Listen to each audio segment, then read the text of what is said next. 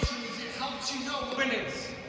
And so we decided that we would come up with a celebration strategy, and then we met this girl, Sophia. And this was a girl that literally we helped out of slavery, and she was held in literally padlocks. Her mom decided that she would lock her up and that she would queue the men up. And that literally there were queues of men looking to abuse this girl. And she actually realized that she could make more money from Sophia. So mom decided to send her to the factory to work in the day, and then on an evening the men would come to her. And we got this girl out and we thought, you know what, we need to celebrate this. And we literally took the lock off her, and we took the padlock, and we said she didn't need this padlock. She didn't need this to keep her from a future. And we've taken that so she is released into a new and bright and glorious future. Look at her now. She's right there. Why? We gave her an education. We gave her a freedom back. We helped support her through a prosecution process. She's now walking free, and we wanted to celebrate that. So we took the lock and we put it on the wall. You see, now we have something called the Freedom Wall. And now we've got tens of thousands of padlocks all over our wall, demonstrating the freedom that we are bringing. Freedom for girls like Sophia. What do you want to do with your life? What are you trying to achieve with your life? You know, a few years ago, some of my friends, we decided that we needed to raise about $350,000 to raise enough money to launch another office. And we wanted to rescue more victims, so we wanted to send out another office. We've now got 23, and we wanted to launch a new rescue operation so that we could help children. And we decided to get round some of my friends. We were like, how do we raise $350,000? Because it's a lot of money, right? I mean, I don't have it in my pockets. You might have, I only have oil in my pocket. But you know what? If you sell enough, you can make $300,000. I'm just saying.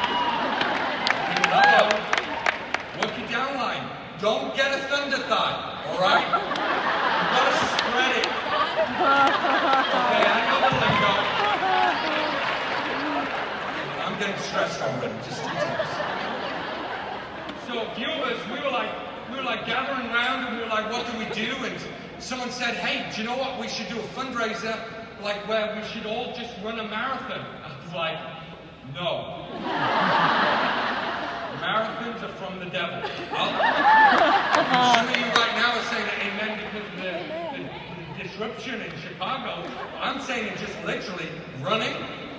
It's in the Bible somewhere. Marathon, running is from the devil. I came up with an idea, Aaron, I came up with this awesome idea. I thought, do you know what we could do? We could do like a cake sale.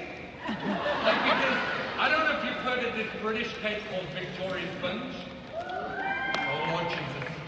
I'm so sorry. When I speak the words of Victoria Sponge, I need to bow down. It's just in reverence, you know what I'm saying? Anyway, someone said, hey Ben, I know you like Victoria Sponge. And I can eat Victoria Sponge like an absolute champ, okay? I want you to know that.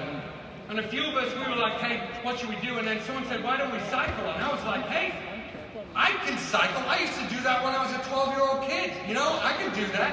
And so someone said, why don't we do the whole of England? And I was like, everyone does like the whole of England. And like, you've got lakes bigger than our country. So I was like, no, we're not doing that. And so I said, why don't we actually do like follow one of the girls' stories that we've rescued. And this girl that we rescued called Zoe, she was trafficked from Latvia to Southampton, England. Now at that point in time, when I agreed to do it, I thought Latvia was next to France. It's not. It's next to Russia. Okay? Just so you know, that's 2,715 kilometers, nearly 2,000 miles away. Now, I know you're looking at me right now and you're thinking, Ben, you are so athletic, you can do this. No. These legs are amazing. The Lord has given me good legs. Can I get a witness? I believe that too. very blessed. Can you hear me, babe? I love you. So, like, we decided to do this. Now, I was doing it with some celebrities, so all by then we'd already tweeted it out, Instagrammed it out, and, you know, before we'd actually Google mapped it. And I remember being on live TV, and I was like on national TV, and I was just the charity guy, the NGO guy, and they were interviewing the celebrities and going, hey, what are you doing on your TV shows? And like, sorry, I'm doing an American accent right now. I know, it's terrible, isn't it? It's the worst American accent ever. I'm trying, guys, okay? And like, they were interviewing, and then they said, hey, like, they said to me, they said, Ben, you know, you're the charity that they're rescuing victims of modern-day slavery because of your charity. How does it feel that you're cycling more miles than the Tour de France in less days?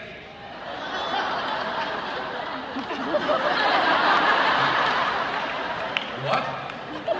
How does it? No, I heard the question. And what? Are you even joking me? You know, and we got to Latvia and we were on this journey to this vision. We wanted to launch this office for $300,000. And we got on this plane and we cycled through Latvia and we were going pretty well. Get through Lithuania, the whole of Poland. I don't know if you've seen Poland, but Poland is massive. Okay? And then we got to Germany and we got to this point in Germany where I was absolutely exhausted. I was being sick 8-9 times a day. I couldn't keep food down. I was hallucinating. I was so tired. I don't know if you're tired with your business right now. I don't know if you've got to this same point where in the middle of the journey, you see, the danger of any vision is never at the beginning. Because you've just signed up and you're like, this is awesome. I'm going to sell millions of this stuff. I'm going to be World Crown Diamond and faster than Erin. I mean, I'm going to beat her. I'm going to be executive in a day. I'm going to be Diamond in 2 weeks. Oh, I'm so excited right now. Woo! That's right. Some of you were like claiming that. You're like, I'm claiming that. I'm naming it. That's mine. That was a word. The danger of any vision is never at the end. Because you're like, I'm nearly done. The danger of any vision is always in the middle. Because it's when you get tired. It's when you've been doing it a year and you phoned your friends and you're like, I can't do this anymore. Hey, like, it's getting difficult. I'm getting exhausted. And the middle for me was Germany. And I got to this point where I was done. And I stopped cycling. I was like, all my friends that were cycling with me, I said, I'm done. And there's only one time in the history of Hope for Justice that I've said that. And that's when my office got a phone call from some of the people that we stand against, some people that literally sell human beings. And they said these words, Ben's kids go to a great school, don't they? I had to make a phone call to my wife that I never wanted to make. Babe, we're going to have to move out of our house. They're coming for us.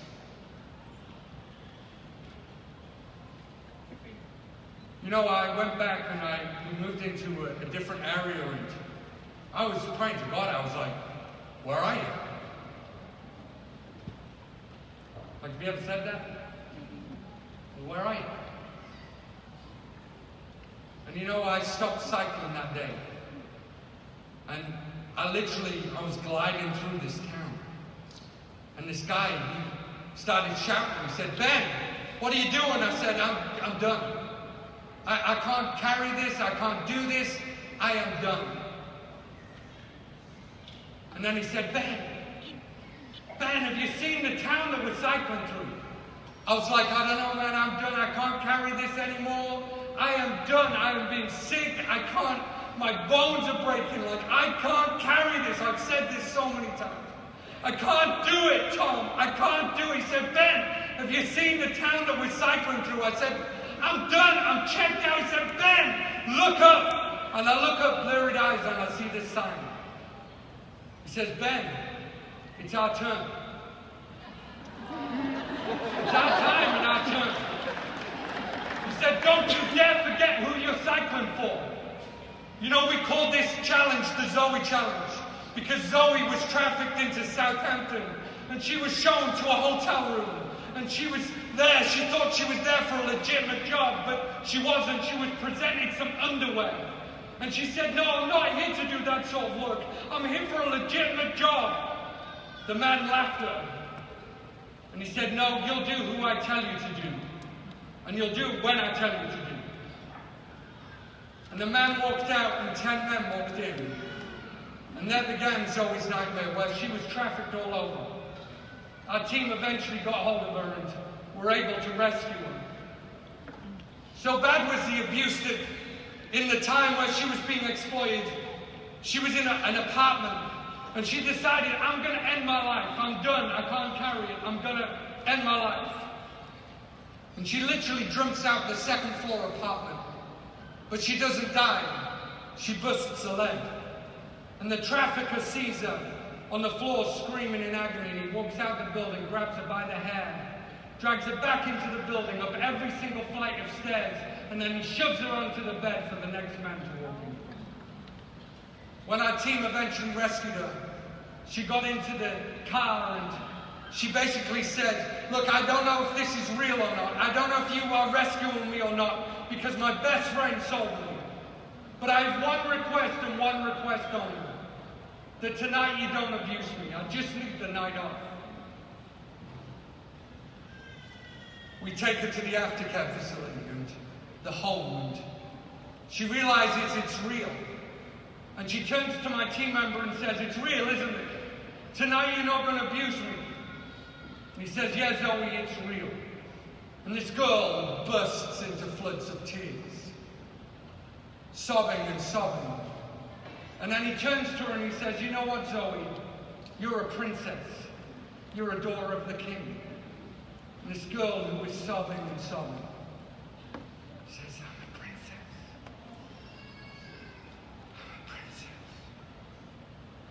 You know, my friends, because of my friend Jordan, today, I'm going to ask you to join with us to rescue more princesses.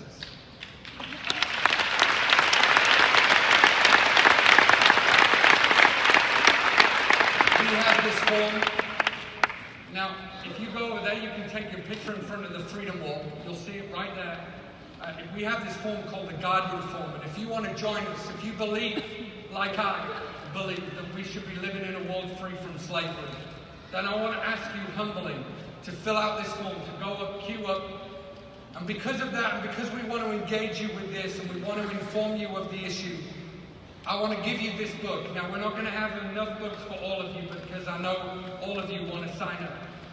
But if we've run out, and I'm going to stand there and sign them for you, if we've run out, then what I want to do is I want to sign some in the office, and I'm going to send them to you, because I want to engage you. We're going to actually give you some other resources to tell you some other things that we can do together to end slavery.